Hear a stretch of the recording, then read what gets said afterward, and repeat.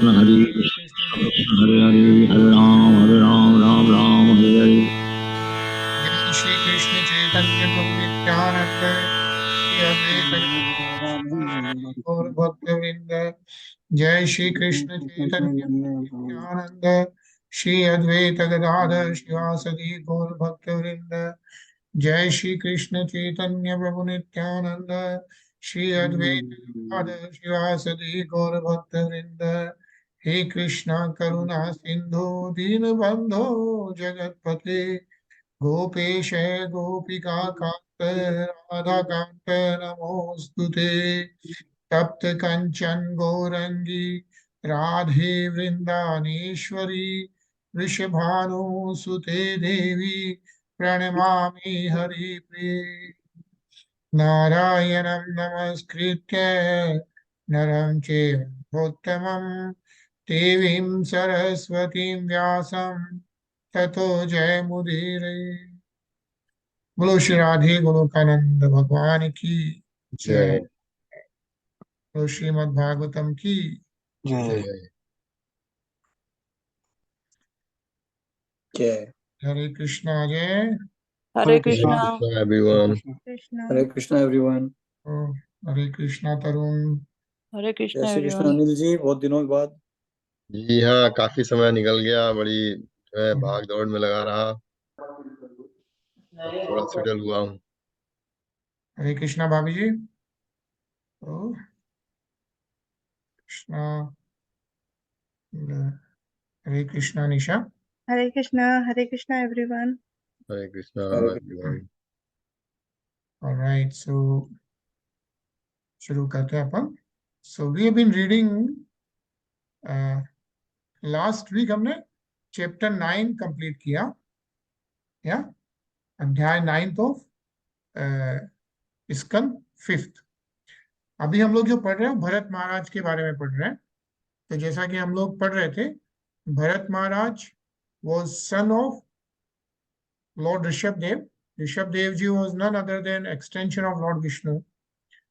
And हम लोगों ने ऋषभदेव जी के पूरे स्पिरिचुअल ट्रांसेंडेंटल मैसेजेस पढ़े। उसके बाद में ही हैड 100 sons इन गृहस्थ आश्रम। एल्डेस्ट सन वाज भरत महाराज। भरत महाराज के नाम पे ही ये पूरा भारतवर्ष रखा गया है। But after ruling for thousands of years, Bharat Maharaj went uh, for spiritual meditation, right? For devotional service, और वो पुलाह आश्रम हरिद्वार गए। वहां पर तपस्या करते करते एक हिरण के प्रति वो आकर्षित हो गए। और जैसा कि हम लोग जानते हैं, वो हिरण के प्रति आकर्षण होने के बाद में when he was giving up the body, he was thinking about deer, and so in the next birth he appeared as a deer, right? तो हिरण के रूप में वो प्रकट हुए। फिर लेकिन उनको पूरा पुराने जन्म का पूरा सभी कुछ ज्ञात था, and he is highly devotional भक्त। तो उनको सब कुछ पास्ट जन्म का पता था। तो he again went to do the tapasya in the deer form, and then he born in a Brahman family. So after that, he took a birth in a Brahman family. That's what we are reading. So in the Brahman family, he was not speaking anything. He was just keeping quiet and not doing anything. So as we read, unko even some Dakus, right? That they took him and they wanted to give his bali in front of Kalima, and still he did not say. So उनकी जो सहनशीलता है उसके बारे में हम लोग पढ़ रहे थे। एंड सो इसमें जड़ भरत के नाम से उनका नाम हुआ है। और फिर कालीमा प्रकट होके एंड उन्होंने उनका सबका नाश किया।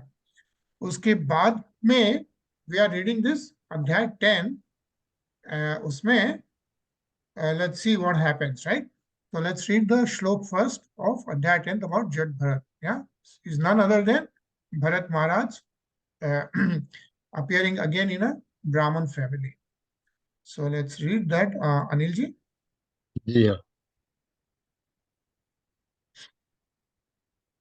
सिंधु सौवीरपते रघुगणस्य व्रजत क्षमतास्ततये कुलपतिना शिविका वाह पुरुषान्वेषण समये दैवेनोपसादितः द्विजवर उपलब्ध एष पीवा इवा संघननांगो गोखर बधुरम बोधमलमिति पूर्वविस्तग्रहीतैः सह गृहीतः प्रसव मतदयर्ह उवाह शिविकां स महानुभावः.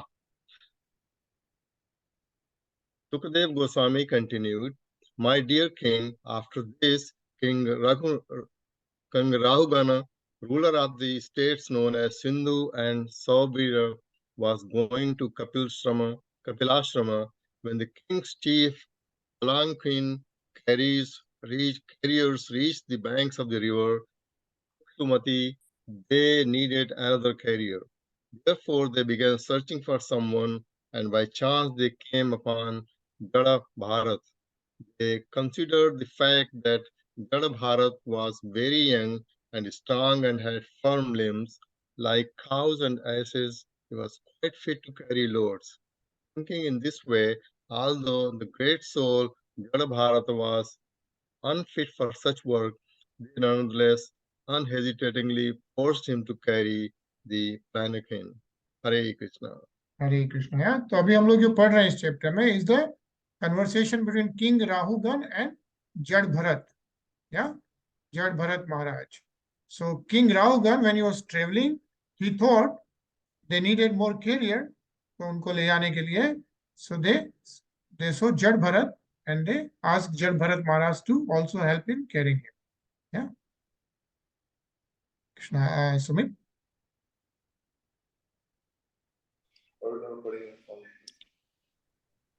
यदा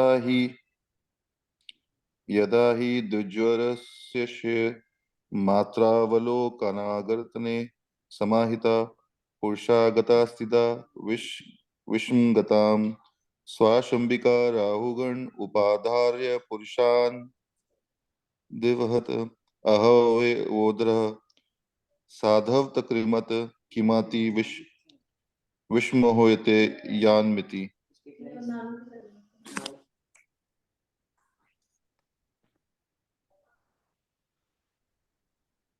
The palanquin, however, was very erratically carried by Jaḍa Bharat due to his sense of non-violence.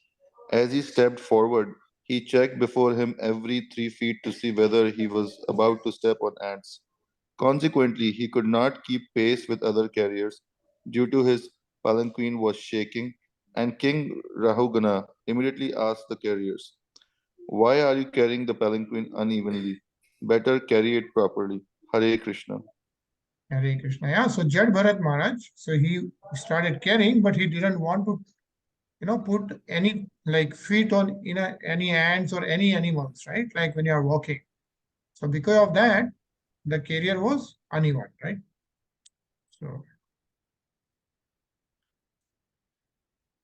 So very interestingly, let's read this. Continue. Yeah, read this part. In his Sankhya Yoga, Lord Kapiladeva explains, Suharda Sarvadhinam, living entities assume differently bodily forms. Those who are not Vaishnavas consider only human society worthy of their sympathy. But Krishna claims to be Supreme Father of all life forms. Consequently, the Vaishnava takes care not to inhalate untimely or unnecessarily any life form. All living entities have to fulfill a certain duration for being encaged in a particular type of material body. They have to finish that duration or let a particular body before being promoted or evolved to another body. Killing an animal or any other living being simply places an impediment in the way of his completing his term of imprisonment in a certain body. One should therefore not kill bodies for one's sense gratification, for this will implicate one in sinful activity. Hare Krishna. Hare Krishna. Yeah. So I think what is being explained here is that, very important part is that all living entities have to fulfill a certain duration. Yeah, for being engaged in a particular type of material body, and that happens based on all the karmas, right? Like even Bharat Maharaj being the highest devotee, had to be born as a deer and then in a Brahmin family to complete his karma before he goes back to Godhead.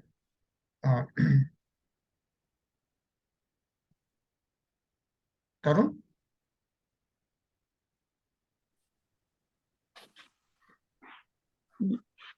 अथथ ईश्वरवाचा सोपलम्भम् उपकर्णयोपाय तुर्यत्यक् चञ्चिता मानसस्तं विज्ञापयम् बभूवुः.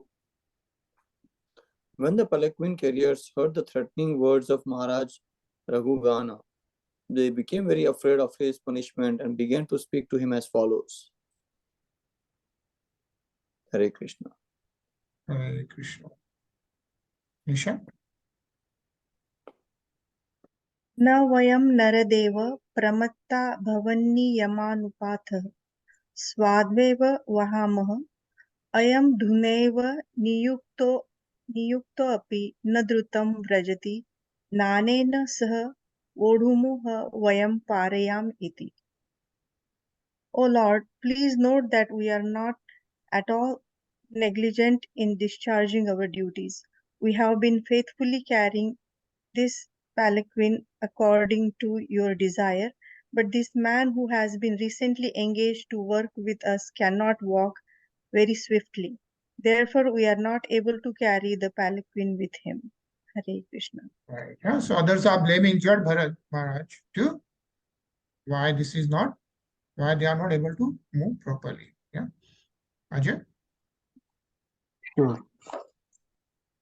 सासंगर को दोष एव नून में कस्यापि सर्वेषां सांसर्गिकाणां भवितुर्मर्हतीति निश्चित्य निशम्य कृपणवचो राजा रहुगण उपासित विद्धोऽपि निसर्गेण बलात्कृत ईश दुष्टित मन्यु विरष्ट ब्रह्म तेजसम जात वेद दसमिव रजसा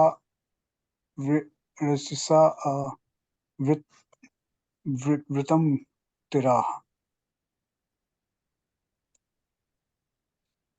King Rahūgaṇa could understand these speeches given by the carriers who were afraid of being punished. He could also understand that simply due to the fault of one person, the palanquin was not being carried properly. Knowing this perfectly well, and hearing their appeal, he became a little angry. Although he was very advanced in political science and was very experienced, his anger arose due to the inborn nature as a king. Actually, King Rahūgaṇa's mind was covered by the mode of passion, and he therefore spoke as follows to Jaḍa, whose Brahman effulgence was not clearly visible, being covered like a fire covered by ashes. Hare Krishna. Hare Krishna. Yeah. So it says the distinction between Rajogun and Satogun is explained in this verse, right? So although the king was very upright and advanced in political science and governmental management, he was nonetheless in the mode of passion. And therefore, due to a slight agitation, he became angry. Jaḍa, despite all kinds of injustice endured because of his deaf and dumb display, remained silent by the strength of his spiritual advancement. Nonetheless, his Brahma Tej, his Brahma effulgence was indistinctly visible in his person. Yeah.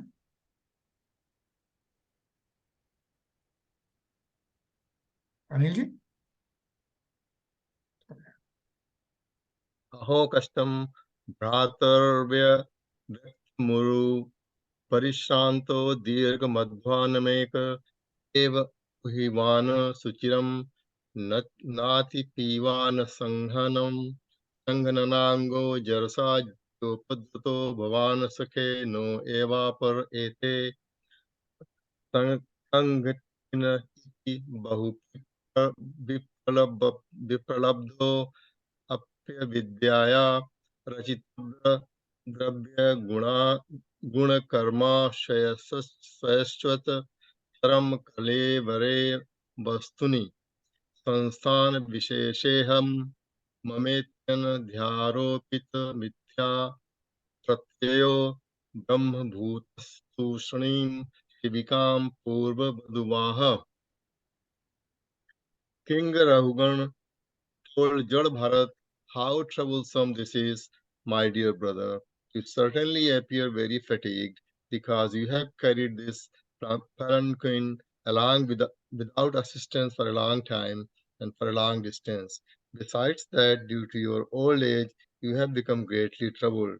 My dear friend, I see that you are not very firm, nor very strong and stout. Aren't you fellow carriers cooperating with you? Hare Krishna. Hare Krishna.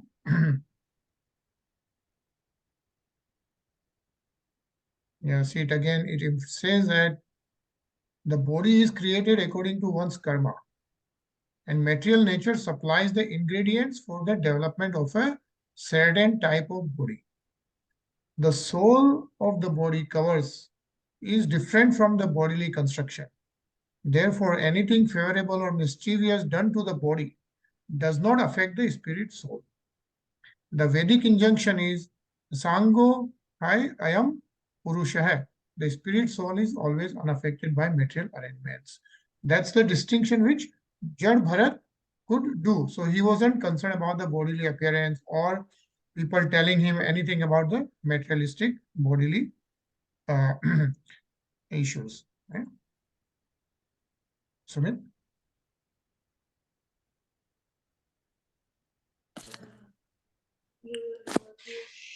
अथ पुनः स्वशिंबिकाय विस्मयतायां प्रकुप्ति उवाच राहुगण किमिदम्रे त्वं जीवनामृतो मां कदित्यकृत्यः बता शासनानमच्चरसि चिरसि प्रमतस्य च ते करोमि चिकित्सां दण्डपणिरिव जनताया यथा प्रकृतिं स्वां भजिष्यामि इति.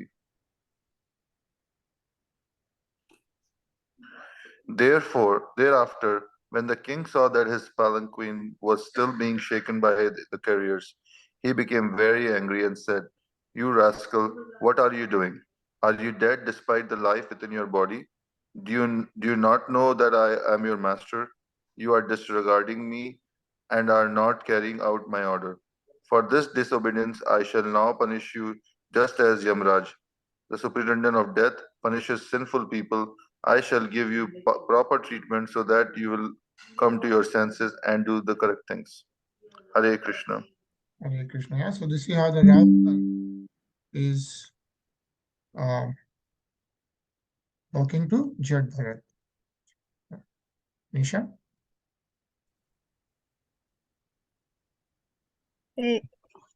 एवं भयबद्धमपि भाषमाणं नरदेवाभिमानं रजसा तमसानुविद्धेन मदेन तिरस्कृता शेषभगवत्प्रियनिकेतम् पण्डितमानिनं स भगवान् ब्राह्मणो ब्रह्मभूत सर्वभूत सुहृदात्मा योगेश्वरचर्यायां नातिव्युत्पन्नमतिम् स्मयमान इव विगतस्मय idamaha.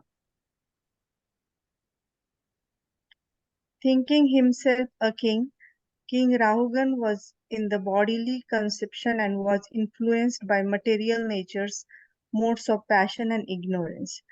Due to madness, he chastised Jaḍa Bharat with uncalled for contradictory words. Jaḍa Bharat was a topmost devotee and the dear abode of the Supreme Personality of Godhead. Although considering himself very learned, the king did not know about the position of an advanced devotee situated in devotional service, nor did he know his characteristics. Jaḍa Bharat was the residence of the Supreme Personality of Godhead. He always carried the form of Lord within his heart. He was the dear friend of all living beings and he did not entertain any bodily conception. He therefore smiled and spoke the following words. Hare Krishna. Hare Krishna. Yeah, so even though King Rahūgaṇa said so many things to Jaḍa, yeah, he still smiled and he spoke the following words. So that's what we are going to read. Nice purpose. So let's read this, Tarun. The distinction between a person in the bodily conception and a person beyond the bodily conception is presented in this verse. In the bodily conception, King Rahūgaṇa considered himself a king and chastised Jaḍa Bharata in so many unwanted ways. Being self-realized, Jaḍa Bharata, who was fully situated on the transcendental platform, did not at all become angry. Instead, he smiled and began to deliver his teachings to King Rahūgaṇa. A highly advanced Vaishnava devotee is a friend of all living entities, and consequently, he is a friend to his enemies also. In fact, he does not consider anyone to be his enemy. Suhadraha Sarva Dehinam. Sometimes a Vaishnava becomes superficially angry at a non-devotee, but this is good for the non-devotee. We have several examples of this in Vedic literature. Once Narada became angry with the two sons of Kuvera, Nala Kuvera and Manigriva, and he chastised them by turning them into trees. The result was that later they were liberated by Lord Sri Krishna. The devotee is situated on the absolute platform, and when he is angry or pleased, there is no difference. For in either case, he bestows his benediction. Hare Krishna. Hare Krishna. Ajay? Brahman Uvaj Tvayoditam Vyakt Mavi Pralabdham Bhartum Sa Me Syadyadi Veer Bharaha Gantur Yadi Syadagdadhi Gamya Madhva Pivet Rasho Navinda Pravada. The great Brahman Jaḍa said, "My dear king and hero, whatever you have spoken sarcastically is certainly true. Actually, these are not simply words of chastisement, for the body is the carrier. The load carried by the body does not belong to me, for I am the spirit soul. There is no contradiction in your statement because I am different from the body. I am not the carrier of the palanquin. The body is the carrier. Certainly, as you have hinted, I have not labored carrying the palanquin, for I am detached from the body. You have said that I am not stout and strong, and these words are befitting a person who does not know the distinction between the body and the soul. The body may be fat or thin, but no learned man would say such things to the spirit soul. As far as the spirit soul is concerned, I am neither fat nor skinny. Therefore, you are correct when you say that I am not very stout. Also, if the object of this journey and the path leading there were mine, there would be many troubles for me. But because they relate to me, but not to my body, there is no trouble at all. Hare Krishna. Hare Krishna. Yeah. Again, a nicely mentioned purport. Isha? In Bhagavad Gita, it is stated that one who is advanced in spiritual knowledge is not disturbed by the pains and pleasures of the material body. The material body is completely separate from the spirit soul, and the pains and pleasures of the body are superfluous. The practice in austerity and the penance is meant for understanding the distinction between the body and the soul, and how the soul can be unaffected by the pleasures and pains of the body. Jaḍa was actually situated on the platform of self-realization. He was completely aloof from the bodily conception, therefore he immediately took this position and convinced the king that whatever contradictory things the king had said about his body did not actually apply to him as a spirit soul. Hare Krishna. Hare Krishna. Yeah. Stolyam kasharya vyadhaya daksha Bhayam kaliricha jarache Nidrarati manyuraham madhashucho Dehena jatasya himena santi.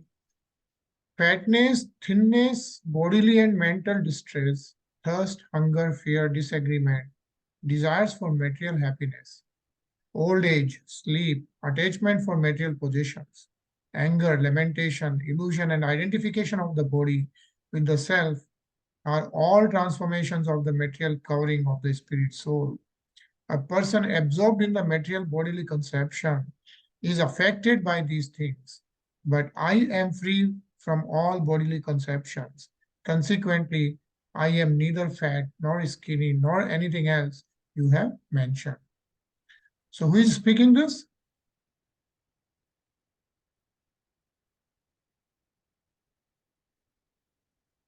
Who is saying this? I think you're on mute, Nisha. Jad Bharat? Jad Bharat, Bharat Maharaj, yeah? Right, this Bharat verse has been named on Bharat Maharaj himself. So in his Brahmin birth, he is now replying to King Rahūgaṇa that, whatever you have told me, whatever abuse he did was to the body, and he's not the body, so he's not affected by it, is what he's mentioning, right? So he's saying like all these things, Nidra, Aham, all those things are Dehena Jata Shahimena Santi, like all those applies to body, but he is free from bodily conceptions, is what Jad Bharat is saying. The next sloka, Anilji. जीवन्मृतत्वं नियमेन राजन् आद्यन्तवद्यधिकृतस्य दृष्टं स्वस्वाम्यं भावो ध्रुव यत्र तर्ह्युच्यते सो विधिकृत योगः. My dear king, you have unnecessarily accused me of being dead, though alive. In this regard, I can only say that this is the case everywhere, because everything material has its beginning and end. As far as your thinking that you are the king and master and are thus trying to order me is also incorrect, because these positions are temporary. Today, you are a king and I am your servant. Tomorrow the position may be changed, and you may be my servant, and I your master. These are temporary circumstances created by providence. Hare Krishna. Hare Krishna. Okay, nice purport. So let's read this, Ajay.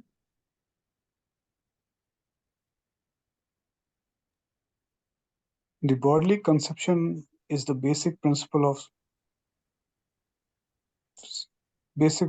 suffering in material existence. In Kali Yuga, especially, people are so uneducated that they cannot even understand that the body is changing at every moment and that the ultimate change is called death.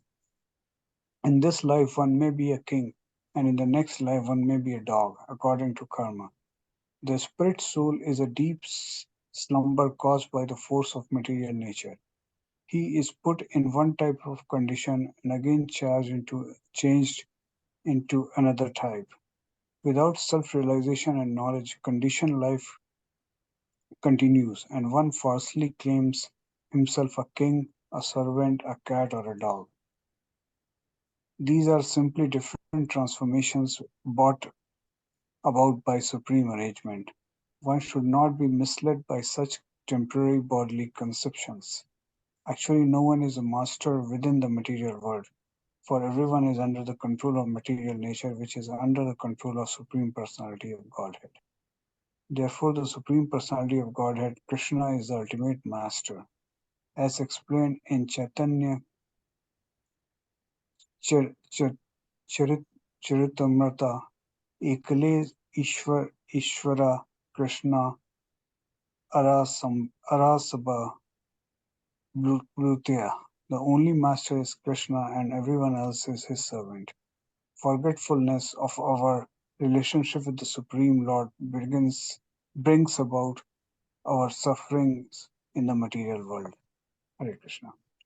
Hare Krishna. Yeah, so nicely explained, how based on the karma, one appears in different types of bodies. And like what we are seeing is really an example of the even highest devotee like Bharat Maharaj, right? He was the king of the whole Bharatvarsh. And then he had to take a birth as a deer. And then again in a Brahmin family till he exhausts the results of his karma, right? So based on the karma, people keep getting different uh, different bodies, right? Those 8.4 million species. So what's the way to get out of that? What is mentioned in Srimad Bhagavatam and Bhagavad Gita? How can you get out of this materialistic world and go back to Godhead? Surrender to Godhead. Yeah, surrender to Lord Krishna. Yeah, he is the ultimate master. And what does surrender means? Get into devotional service. Yeah, surrender means you get into devotional service. And devotional service means Shavanam, Kirtanam, right? Chanting his name, reading Srimad Bhagavatam. That's the Bhakti Yoga. And that's the devotional service. And that's the only way one can get out of the clutches of materialistic world. Yeah, is what has been mentioned again and again. Nisha? विशेषबुद्धेर्विवरं मनाक् च पश्याम यन्न व्यवहारतोऽन्यत् क ईश्वरस्तत्र किमिषितव्यं तथापि राजन् करवाम किं ते. My dear king, if you still think that you are the king and that I am your servant, you should order me and I should follow your order. I can then say that this differentiation is temporary and it expands only from usage or convention. I do not see any other cause. In that case, who is the master and who is the servant? Everyone is being forced by the laws of material nature. Therefore, no one is master and no one is servant. Nonetheless, if you think that you are the master and that I am the servant, I shall accept this. Please order me. What can I do for you? Hare Krishna. Hare Krishna. Yeah, so this is how Jaḍa Bharat Maharaj is replying to King Rahūgaṇa. Yeah, Sumit?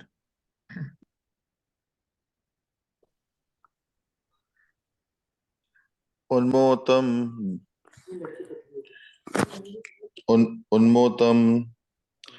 tajadav vataswang sansatam gatasya me veer chikitsaten artha kyan bhavata shikshaten stab pramatyasya cha pishtpeshah. My dear king, you have said, you rascal, you dull, crazy fellow, I'm going to chastise you, and then you will come to your senses. In this regard, let me say that although I live like a dull, deaf, and dumb man, I'm actually a self-realized person. What will you gain by punishing me? If your children is true and I'm a madness, then your punishment will be like becoming a dead horse. There will be no effect when a madman is punished. He's not cured of his madness. He's not scared of his madness, should be.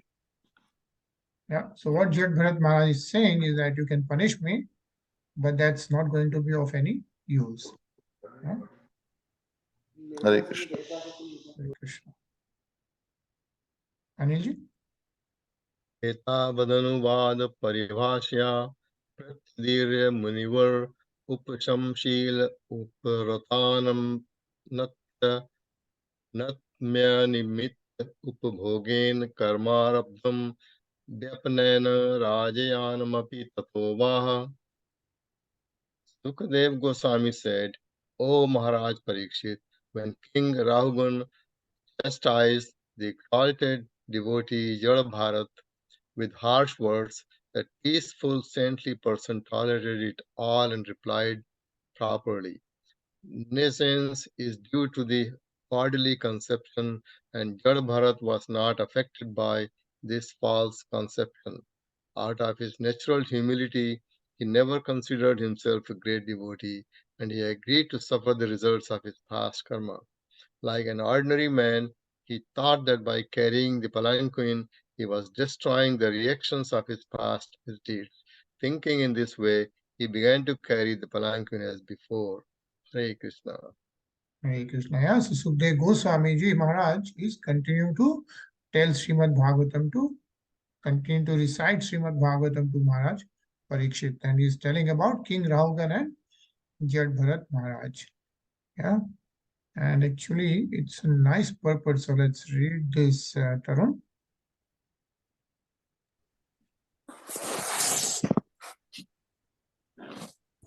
An exalted devotee of the Lord never thinks that he is a Paramahamsa or a liberated person. He always remains a humble servant of the Lord. In all reverse conditions, he agrees to suffer the results of his past life. He never accuses the Lord of putting him into a distressed condition. These are the signs of an exalted devotee. Tatte nukampam susamamishmanaha. When suffering reverse conditions, the devotee always considers that the reverse conditions are the Lord's concessions. He is never angry with his master. He is always satisfied with the position his master offers. In any case, he continues performing his duty in devotional service. Such a person is guaranteed promotion back home, back to Godhead. Hare Krishna. Hare Krishna. Ajay?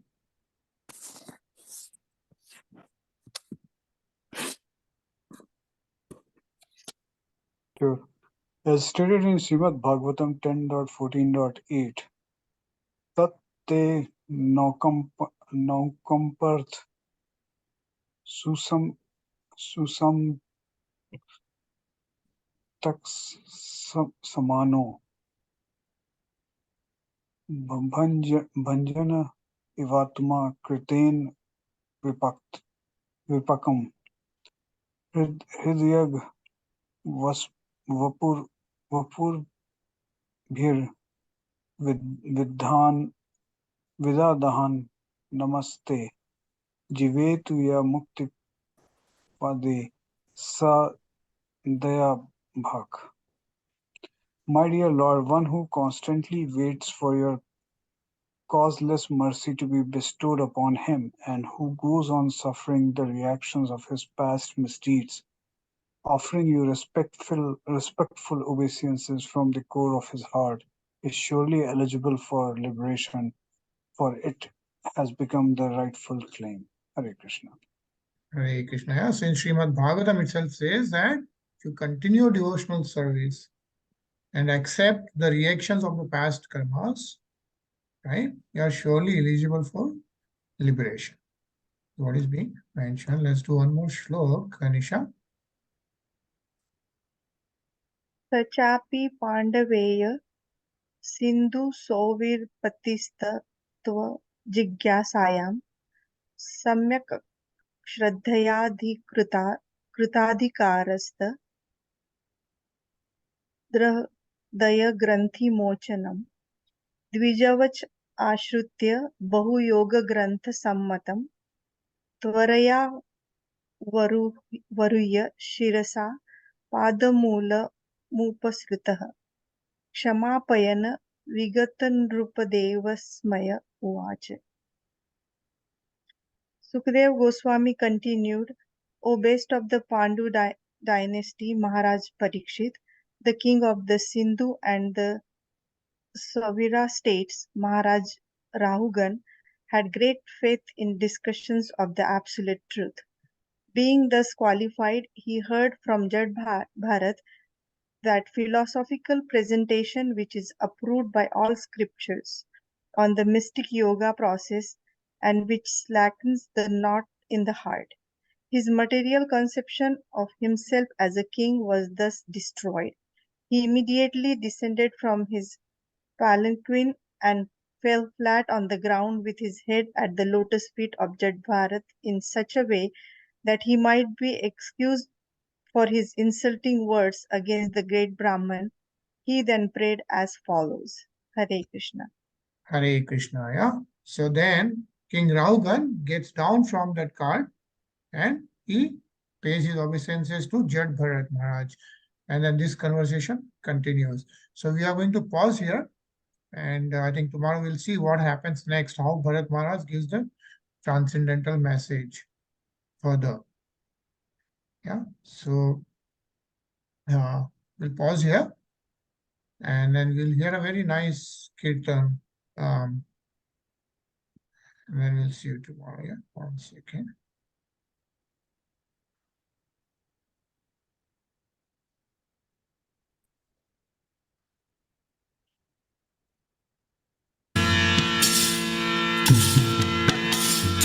Hare Krishna, Krishna Krishna, Hare Hare, Hare Rama, Rama Rama, Hare Hare. Hare Krishna, Krishna Krishna, Hare Hare, Hare Rama, Rama Rama, Hare Hare. Hare Krishna, Krishna Krishna, Hare Hare, Hare Rama,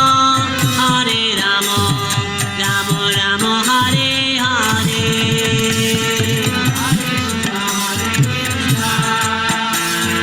Krishna Krishna, Hare Hare, Hare Rama, Rama Rama, Hare Hare. Hare Krishna, Krishna Krishna, Hare Hare, Hare Rama, Rama Rama, Hare Hare. Hare Krishna, Krishna Krishna, Hare Hare, Hare Rama, Rama Rama, Hare Hare. Hare Krishna, Krishna Krishna, Hare Hare, Hare Rama, Rama Rama, Hare Hare. Hare Krishna, Krishna Krishna, Hare Hare, Hare Rama, Rama Rama, Hare Hare. Hare Krishna, Krishna Krishna, Hare Hare,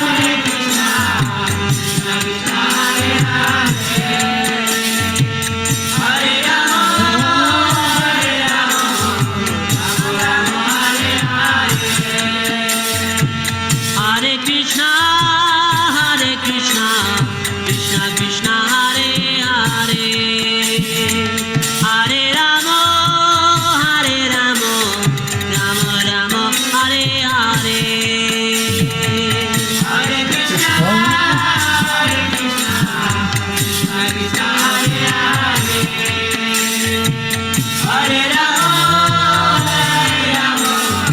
Rama Rama, Hare Hare.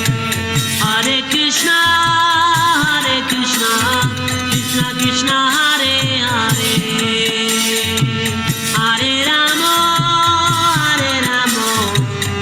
Rama, Hare Hare.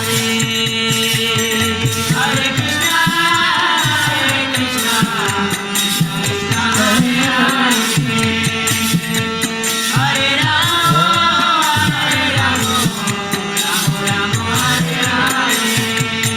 Oh, Hare Krishna, Krishna Krishna, Hare Hare, Hare Rama, Rama Rama, Hare Hare. Hare Krishna, Krishna Krishna, Hare Hare, Hare Rama, Rama Rama, Hare Hare. Hare Krishna, Krishna Krishna, Hare Hare, Hare Rama, Rama Rama, Hare Hare.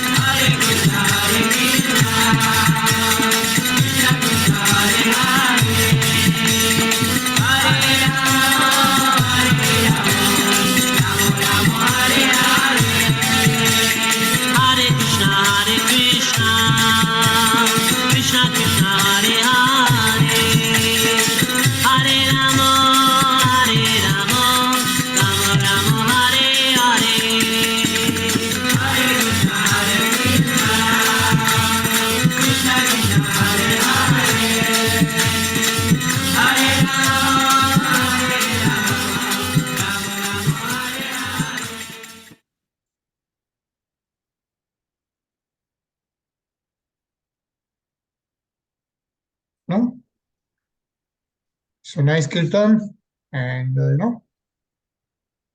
we'll see you tomorrow at 10 p.m. again. Yeah. Hare Krishna. Hare Krishna, everyone. Hare Good night. Krishna. Hare Hare Krishna. Krishna, everyone. Jai Shri Krishna. Yes.